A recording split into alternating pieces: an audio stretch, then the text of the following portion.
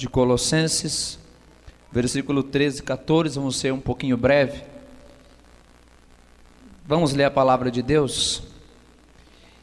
E quando vós estáveis mortos nos pecados e na incircuncisão da vossa carne, vos vivificou juntamente com ele, perdoando-vos todas as ofensas, havendo riscado a cédula que era contra nós nas suas ordenanças, a qual de alguma maneira nos era contrária, atirou do meio de nós, cravando-a na cruz. Levante a palavra de Deus, levante a Bíblia Sagrada, em nome de Jesus Cristo. Quem ama a cruz de Cristo, diga glória a Deus. Meu Deus, fala conosco pela Tua palavra, ó Deus, prepara nossos corações.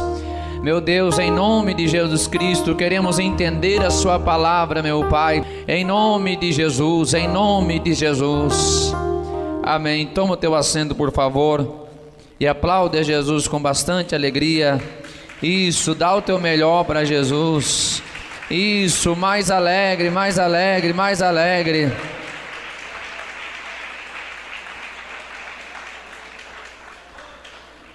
Irmão, nós estamos hoje na aula de número 7 da nossa escola bíblica. Nós vamos aprender sobre a carta de Paulo aos Colossenses. Esta carta, ela é maravilhosa. Todas as cartas de Paulo são preciosas, todas. E cada uma delas se destaca em algum aspecto. Colossenses, ela é riquíssima. É uma carta riquíssima sobre a doutrina de Jesus Cristo.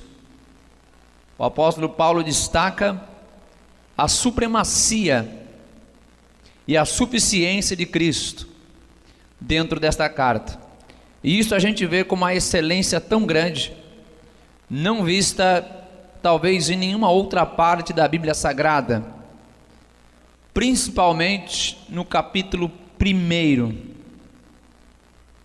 Principalmente no capítulo 1, nós temos revelações profundas a respeito da pessoa de Jesus Cristo, tanto na sua natureza divina, como também na sua natureza humana.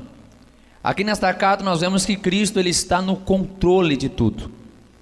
Além de Paulo revelar características de Jesus Cristo, como Filho de Deus e como o Cordeiro perfeito de Deus, ele mostra também a grandeza do Senhor Jesus.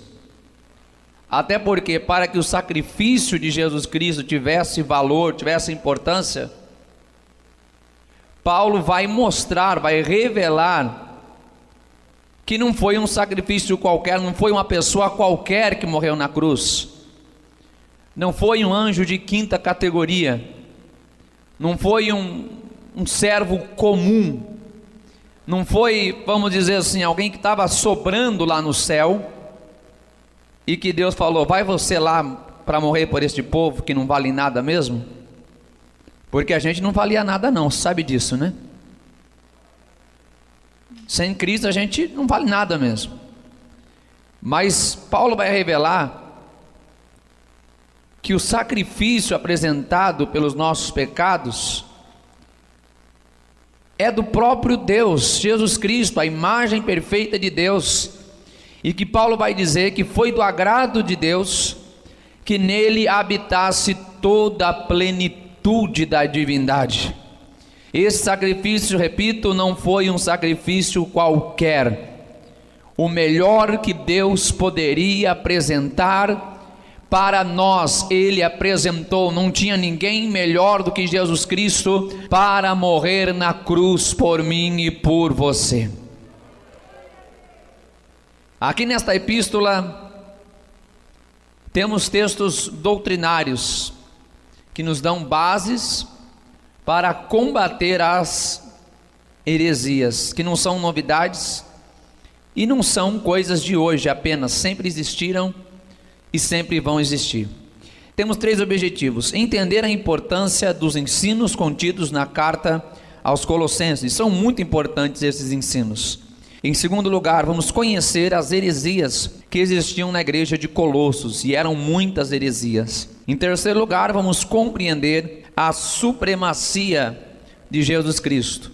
Supremacia é uma qualidade daquele que está acima, supremacia, em grandeza, em importância, em valor. Cristo tem a supremacia de tudo, sobre todas as coisas. Paulo vai dizer, aqui nesta epístola, que tudo foi criado por Ele e para Ele.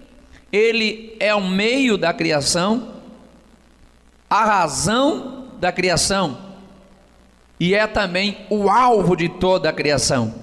Por isso, não há ninguém maior do que Jesus Cristo. Paulo defende isso de uma forma, eu diria, magnífica aqui nesta carta. Não há ninguém melhor ou maior do que Jesus Cristo, nem nos céus, nem na terra, nem no mar, nem em nenhum lugar. Não existiu e nem vai existir alguém melhor do que o nosso Senhor Jesus. A Ele toda a glória.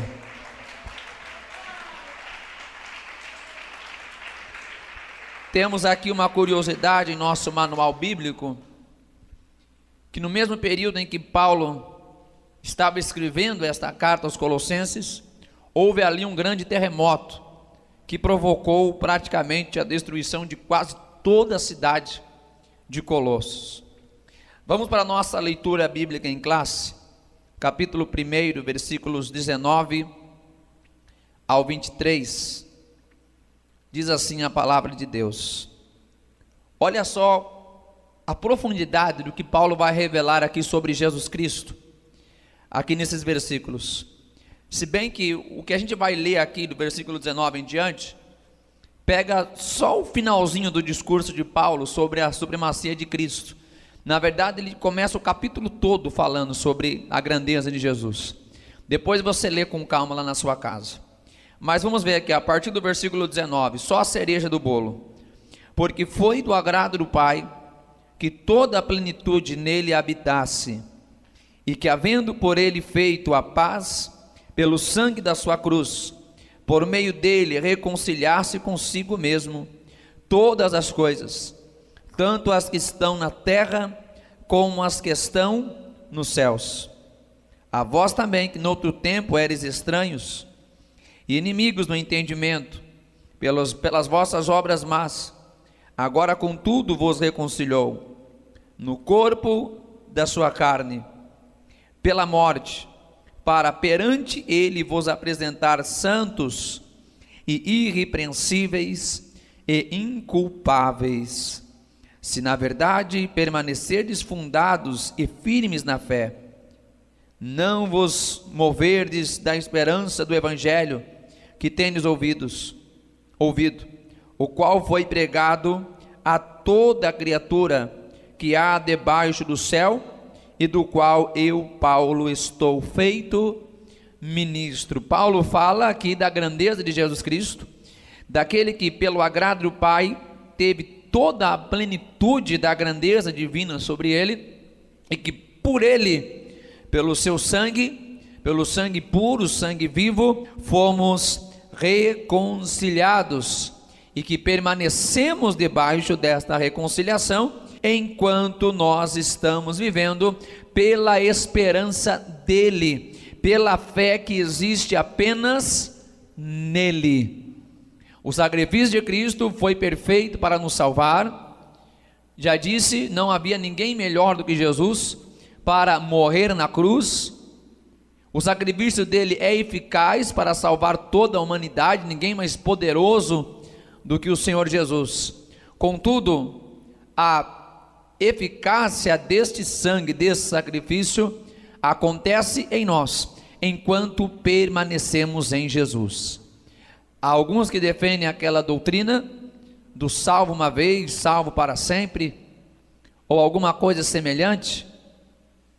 Contudo, Paulo é muito claro em dizer que se a gente permanece nele, a gente permanece reconciliado. Permanecendo em Cristo, permanecemos reconciliados com o Pai, através do sangue de Jesus Cristo. O contrário também é verdadeiro. Se deixamos Cristo, nós se desligamos do sangue de Jesus Cristo e nos tornamos novamente inimigos de Deus. Vamos à introdução ao nosso comentário. Preste atenção, vamos introduzir o nosso assunto. A cidade de Colossos, ela estava próxima à cidade de Laodiceia, a cidade muito conhecida pela última carta enviada em Apocalipse. Paulo escreveu possivelmente esta carta tanto para Colossos como para Laodiceia, porque eram cidades próximas. Paulo diz também de uma carta que ele escreve para Laodiceia em outro momento, mas que não chegou até Laodiceia, ou pelo menos que não chegou ao conhecimento. Esta carta aqui seria lida tanto aos Colossenses, como também aos irmãos da cidade de Laodiceia. Ela também, por sua vez, ficava a cerca de 160 quilômetros distante da cidade de Éfeso. Ela foi escrita cerca de 60 a 62 anos depois de Cristo, e ela é uma das 4 cartas da prisão escritas por Paulo, sendo elas Efésios, que já estudamos, Filipenses, que já estudamos, Colossenses e também Filemão, que a gente vai estudar mais para frente. Paulo, nesta carta, ele elogiou a fé e o amor por Cristo, que aqueles crentes tinham e que expressavam uns para com os outros, compartilhavam uns com os outros. Contudo, mesmo que Paulo tivesse motivos para louvar aquela igreja pela fé e pelo amor que eles tinham, Paulo não deixou de exortá-los. Temos algumas exortações no capítulo 2.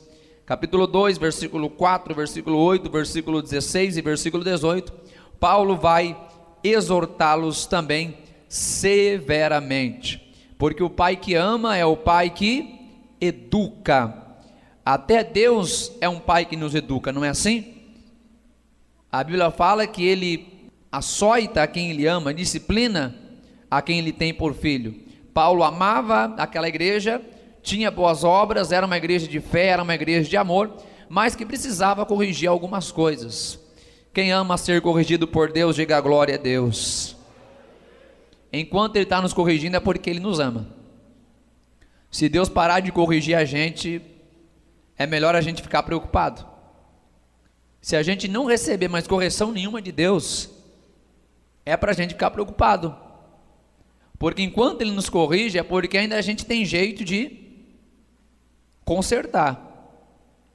Então agradeça a Deus todas as vezes que ele puxa a nossa orelhinha. É muito bom ser corrigido por Jesus. Nesta igreja nós encontramos um evangelista chamado Epáfras.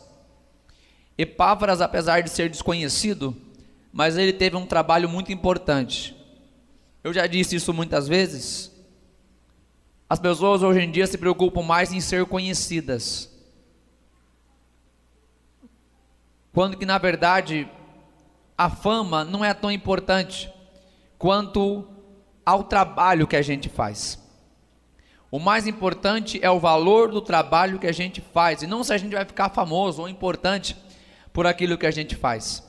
Epáfras foi o fundador de 3 igrejas: Colossos, Laodiceia e Hierápolis. Ele não ficou importante por causa disso, mas Paulo elogia o trabalho de Epáfras aqui nesta epístola, e ele vai dizer que eles tinham aprendido muito bem com Epáfras. Epáfras era um pastor responsável, era um missionário, um evangelista responsável, que doutrinou aquela igreja conforme a palavra de Deus. E Paulo, quando escreve aquela carta, ele ainda nem conhecia a cidade de Colossos, não conhecia a igreja de Colossos. Ele vai dizer que ele ouviu falar da fé daquela igreja, e isto moveu o coração de Paulo. E Paulo reconhece que houve um trabalho ali naquela igreja do irmão Epáfras, que ensinou corretamente aquela igreja. E quando ele levanta aquela igreja, ele vai a Paulo, leva notícias daquela igreja, e Paulo agradece então por saber que havia ali um povo que guardava a fé, que guardava o verdadeiro evangelho. Paulo, estando na prisão, ele recebe a visita de Timóteo. Timóteo vai estar com ele por um tempo, e quem vai visitar Paulo e levar a carta aos Colossenses é o irmão chamado Tíquico. O nome dele é citado nesta carta. Tíquico foi o pastor substituto de Timóteo na igreja de Éfeso. Tópico primeiro, vamos ver os principais assuntos que Paulo aborda aqui aos Colossenses. Primeiro, ele vai falar da fé e da caridade que havia entre eles, e que era notória, era percebida esta caridade, este amor. Ainda no capítulo 1, ele vai falar sobre Jesus como nossa redenção, e como eu disse, aqui no capítulo 1 ele vai trazer revelações profundas sobre a pessoa de Jesus Cristo, mostrando que a nossa redenção não foi adquirida de uma forma barata, de uma forma simples, mas foi pelo sangue do Senhor Jesus Cristo, aquele pelo qual todas as coisas são criadas. No capítulo 2 ele vai combater as falsas doutrinas. No capítulo 3 ele vai falar sobre as questões familiares, que Paulo aborda também aos irmãos de Éfeso e aqui também aos Colossenses, as responsabilidades dos esposos, esposas, filhos, e também da responsabilidade dos servos e dos senhores.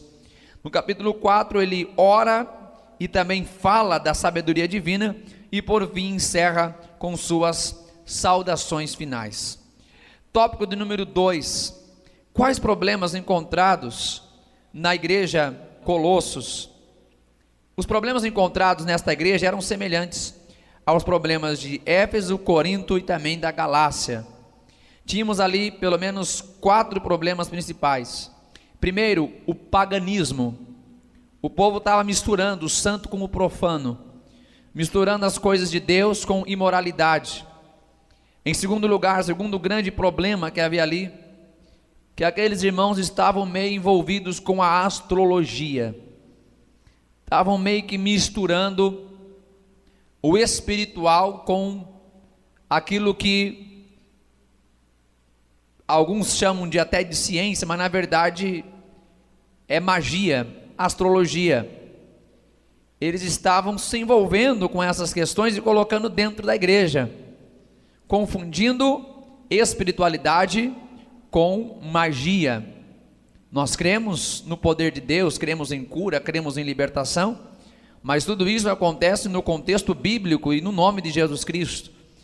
E ali naquele lugar parece que os irmãos estavam apelando para alguns outros truques aí que não tinham nada a ver com aquilo que Jesus ensinou. Ali também havia o problema de doutrinas humanas sendo ocupadas nos lugares das doutrinas bíblicas, e havia ali também o culto aos anjos. Os irmãos ali estavam deixando de adorar a Jesus para adorar os anjos, e sabe que isso é muito fácil de acontecer, né? Houve um tempo que os anjos estavam ficando importantes nas igrejas. Tem anjo aqui, tem anjo ali, tem anjo lá, anjo com a bandeja de ouro, anjo com a bandeja de prata, anjo para tudo que é lado. Só Jesus que não estava aparecendo, só os anjos. E nós sabemos que os anjos, eles na verdade são servos ministradores. Eles servem aqueles que vão herdar a vida eterna, conforme Hebreus capítulo 1, versículo 14. Naquela igreja, infelizmente, havia divisões e discriminações a respeito daqueles que ensinavam a verdadeira doutrina, a verdadeira palavra. Além deles estarem abandonando a verdade, eles já estavam zombando daqueles que pregavam a verdade. Isso te lembra alguma coisa? Será que tem alguma coisa a ver assim com o que a gente por acaso viu por aí? Além deles não viverem mais a verdade, eles zombavam de quem pregava a verdade. Será que a gente já viu isso em algum lugar já? Será que a gente já viu? Vou deixar vocês responderem. Eles estavam vivendo tantas intrigas naquela igreja, que até Paulo, quando se encontrou com Pedro ali por perto, eles se desentenderam a respeito da lei e da graça. Tópico número 3. Quais orientações e conselhos Paulo vai deixar para aquela igreja? Primeiro, Paulo vai deixar uma mensagem de fortalecimento e edificação da fé para aqueles irmãos. Precisavam ser fortalecidos, precisavam ser edificados. Paulo vai combater os falsos ensinamentos com sabedoria e autoridade. A gente não combate falsos ensinos no grito, na briga, na discórdia. Paulo tinha sabedoria bíblica para isso e tinha a autoridade do Espírito Santo para refutar tudo quanto os falsos mestres, falsos doutores ensinavam ali naquela igreja. Paulo vai ensinar também que era necessário os irmãos colossenses se voltar a Deus para buscar a reconciliação através da humilhação e do arrependimento.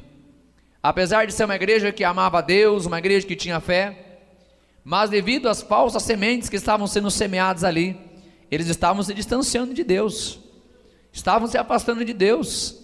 Portanto, Paulo vai trazer a mensagem para eles, uma orientação, que eles precisavam se humilhar e se arrepender. Não é que eles estivessem totalmente desviados, não. Quando a gente fala de arrepender, de se humilhar, alguém vai dizer: não, pastor, mas eu estou aqui na igreja, estou buscando a Deus. Glória a Deus. Eles estavam completamente afastados, mas havia ali alguns pontos que estavam prejudicando a fé dos irmãos, e Paulo vai dizer: vamos se humilhar a Deus, irmãos, vamos se arrepender, vamos corrigir nossos caminhos. Será que nós estamos prontos para receber esta mensagem nesta noite? Ou será que a gente vai bater no peito e dizer: não, está tudo certo, pastor, não tem nada que se humilhar não tem nada que se arrepender não? Será que a gente está pronto hoje a se humilhar diante de Deus e dizer: Senhor, eu não sei nem aonde foi que eu errei, Senhor, mas se tiver qualquer coisa errada, Senhor, me perdoa, tem misericórdia de mim, Senhor, eu quero me voltar a Ti de verdade, de todo o meu coração.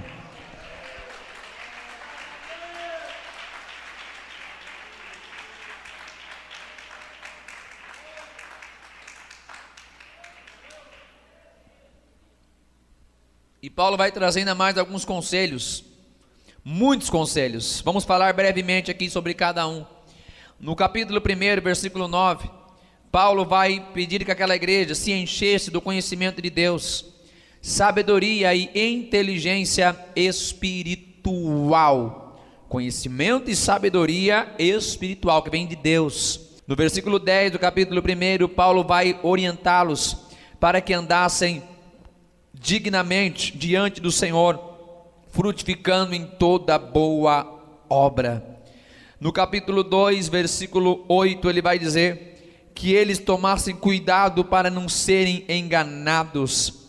No versículo 18 do capítulo 2, ele vai orientar para que eles não se envolvessem com aquilo que eles não sabiam, com aquilo que eles não tinham visto, e muito menos entrassem no engano do culto aos anjos. No capítulo 3, versículo 3, Paulo vai orientá-los a suportar e perdoar uns aos outros. E no capítulo 4, versículo 2, Paulo vai orientá-los a perseverar no amor, oração e gratidão. A mensagem de Paulo para aquela igreja é para que eles estivessem protegidos, guardados de todo engano e continuassem frutificando diante do Senhor. Podemos seguir estas mesmas orientações. Quer aplaudir a Jesus? Pode aplaudir com alegria. Seguindo esses ensinos, nós temos uma vida diferenciada, cheia do Espírito Santo. Podemos produzir toda a boa obra e, consequentemente, alcançaremos o prêmio da soberana vocação, que é a nossa vida eterna. Guarda os conselhos da palavra de Deus. Tópico número 4, ensinos para a igreja atual. O que a gente aprende para os dias de hoje com esta carta? Ao examinar esta carta, a gente vai ter base, primeiro, para enfrentar falsas doutrinas, que não são de hoje, desde aquele tempo, sempre teve, sempre vai ter. E a carta de Paulo aos Colossenses tem muita base para a gente combater heresias, principalmente capítulo 1 e capítulo 2. Temos também base aqui nesta carta para diferenciar o santo do profano. Eu diria que esta é uma necessidade mais do que urgente para a igreja, porque as pessoas hoje em dia já não separam mais o que é santo e o que é profano. Pastor, o que é profano? Profano é exatamente o oposto do que é santo. Santo é separado, é puro. Profano é o contrário disso. E hoje em dia as pessoas estão meio que misturando as coisas profanas com as santas. Já não está tendo diferenciação. Antigamente era fácil de conhecer uma igreja evangélica. Estou falando no aspecto geral. Não estou nem distinguindo apenas a igreja Deus de Amor. Mas antigamente, aí, alguns aninhos atrás, era fácil conhecer uma igreja evangélica. Era fácil conhecer um cristão, um evangélico, pela maneira como se vestia, pela maneira como se comportava. O tipo do culto era um culto diferenciado, hinos sacros. Hoje em dia, tem algumas situações que é difícil notar a diferença. Sabe o que eu estou falando? É difícil você perceber se é um culto ou se é um jogo de futebol. Não tem muita diferença. Se é um culto ou se é um show de rock, se é um show de alguma coisa, se é um crente ou se, sei lá, o que é, que espécie que é. Antigamente era muito fácil a gente distinguir. Aí alguém vai dizer, não, pastor, mas antigamente tinha muita hipocrisia. Tinha gente que dizia que era crente só por causa da roupa. Na verdade, hipocrisia existe desde o tempo de Jesus e nunca vai acabar. Não é de agora que existe hipócrita, sempre existiu. O que eu estou falando é que, de uns tempos para cá, quase não está tendo diferença entre o santo e o profano. As pessoas pegam tudo e querem colocar no altar de Deus, querem colocar no culto a Deus, como se tudo pudesse ser usado para glorificar a Deus, como se todo tipo de expressão pudesse ser usada para adorar a Deus. Aquela igreja tinha perdido essas linhas, e Paulo então vai começar a distinguir, vai começar a mostrar a distinção, a separação daquilo que é de Deus e daquilo que não é de Deus, daquilo que é puro e daquilo que é impuro. Nós precisamos retornar às nossas raízes. A igreja de Jesus, ela tem que ser muito bem distinta. Não estou falando que a gente tem que ser meros religiosos, que vai querer assegurar a salvação por aquilo que faz. Não, a gente é salvo pelo sangue de Jesus e acabou. É pelo sangue de Jesus. Mas este povo que foi salvo pelo sangue de Jesus, ele vive uma vida separada por Jesus Cristo, justamente pelo sangue que foi derramado, justamente pela pureza deste sangue que está sobre a nossa vida. Havia alguns problemas encontrados ali, problemas sutis, que existem até os dias de hoje. Entre eles, entre muitos outros, não vai dar para falar sobre cada um deles, mas um dos piores problemas ali era o pragmatismo. Fala comigo, pragmatismo. Não é que é uma praga, na prática quase que é uma praga, né? Mas o significado é que pragmatismo é quando as pessoas começam a validar através da experiência, através daquilo que dá certo e não pelo aquilo que está certo. Por exemplo, a Bíblia Sagrada nos revela, nos ensina que é pelo poder do nome de Jesus Cristo que a gente repreende enfermidades, repreende demônios. Não é isso que a Bíblia ensina? Jesus diz isso, não foi? Em meu nome expulsarão demônios, em meu nome curarão os enfermos. É isso que está escrito, sim ou não? É isso que está escrito.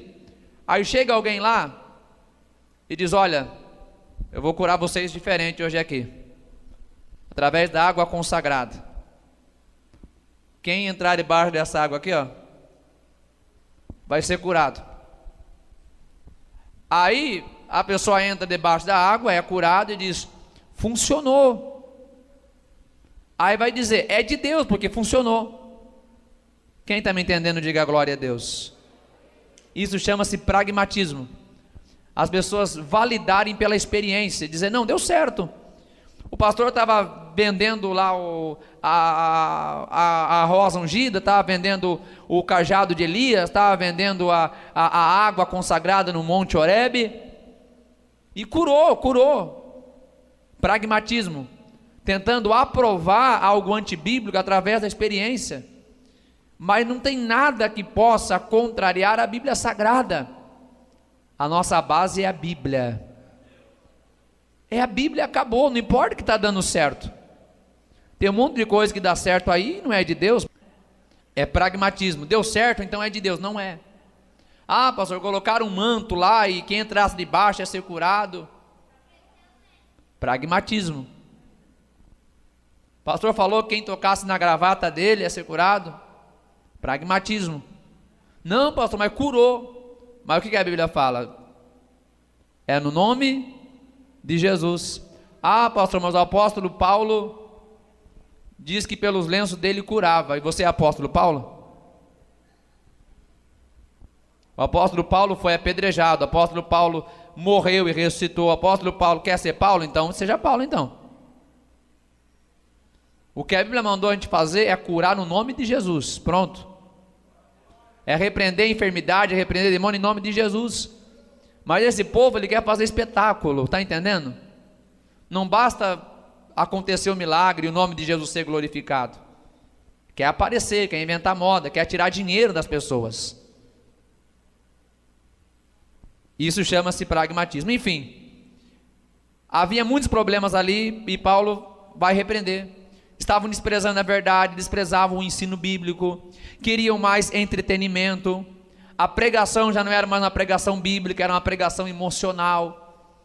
Já não era pregação de arrependimento, pregação de mudança de vida, era pregação para inflar o ego. E estava dando certo, mas não estava agradando a Deus. Começaram a colocar experiências estranhas dentro do culto, estava dando certo, mas não estava agradando a Deus.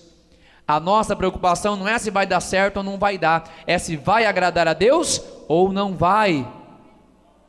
Os cultos lá em Éfeso estavam enchendo, estava dando povão com o pragmatismo, com a ênfase à demologia, a ênfase aos demônios, pregação emocional, pregação inflando o ego do povão, entretenimento no culto, estava dando certo, não estava cabendo mais gente na igreja de Éfeso. Mas Paulo vai dizer: está errado. Repito, não é se a nossa base não é se está dando certo ou não está. A nossa base, a gente não vai discutir, é a palavra de Deus e acabou. Gostou, não gostou, achou bom, não achou, não importa, é a palavra de Deus. E ponto final. Para a gente concluir, o maior perigo de uma igreja está naquilo que ela acredita. Estamos concluindo aqui no nosso manual, estamos concluindo a nossa aula. O maior perigo da igreja está no que ela acredita. Tem igreja que aceita qualquer coisa, tem crente que aceita qualquer coisa. Tem crente que engole tudo ele engole, tudo. Eu já falei muitas vezes para os irmãos aqui de cima, até o que eu prego eu quero que você verifique se está na Bíblia. Pode ser o pastor Júlio, eu sou o pastor da igreja, mas vai conferir se o que eu estou pregando está certo também, que se eu estiver pregando errado. Quem está me entendendo, diga glória a Deus. A gente tem que parar de engolir tudo, dizer amém para tudo, Não, tem que parar para ver se está certo mesmo. Paulo vai chamar a atenção daqueles irmãos para a verdade bíblica. Qual é a nossa atitude diante de tudo isso, hein? Qual é a nossa atitude diante do que está acontecendo nos dias de hoje? diante de tanta heresia, de tanto engano, qual vai ser a nossa atitude como igreja, como crente? Olhando tanto engano, tanta mentira. Já disse, você liga o teu rádio, o que mais tem lá é a rádio evangélica. Para quem assiste TV, liga a TV, vai ter muita TV evangélica. Liga YouTube, Facebook, o que mais tem lá é gente lá dizendo que é de Deus. Temos a palavra de Deus em nossas mãos para combater. Temos a arma certa. Temos a palavra de Deus. Não seremos coniventes com o erro, não seremos coniventes com o pecado. Com muito amor no coração, a gente vai combater todo engano, mentira, vaidade, orgulho. O que tiver errado, a palavra de Deus vai nos dar sabedoria e com amor a gente vai combater. Fiquem em pé todos em nome de Jesus Cristo. Guarde a palavra de Deus no teu coração. Não deixe ninguém te enganar, não deixe ninguém te confundir. Não deixe ninguém te lograr. Não deixa não. Guarda a palavra, esconde ela no teu coração aí. Esconde aí no teu coração a palavra de Deus. Esconde a mensagem de Jesus Cristo, esconde a verdade de Jesus na tua vida. Tem alguém nesta noite que você vai entregar a tua vida para Jesus Cristo? Tem alguém que você vai entregar a tua vida para Jesus hoje? Tem alguém? Se tiver, levante sua mão e venha para cá. Alguém para reconciliar com Jesus? Alguém para aceitar Jesus? Que Deus abençoe a fé de todos. Oração da fé. Senhor meu Deus e meu Pai, em nome de Jesus Cristo, graças te damos, Senhor, por tudo. Leva o teu povo em paz, meu Deus.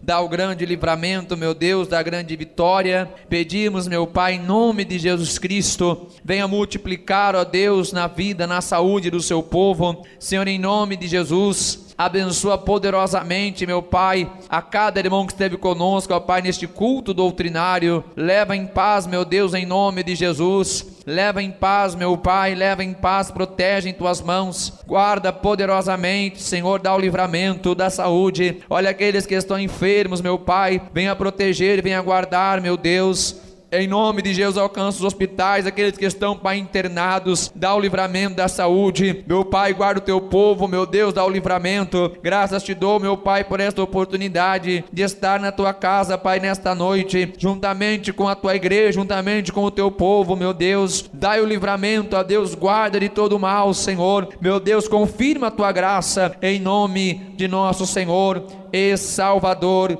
Jesus Cristo, amém e amém. Deus abençoe, meus irmãos, forte abraço, a paz do Senhor Jesus, a paz do Senhor Jesus e a paz do Senhor Jesus. Deus abençoe, meus irmãos.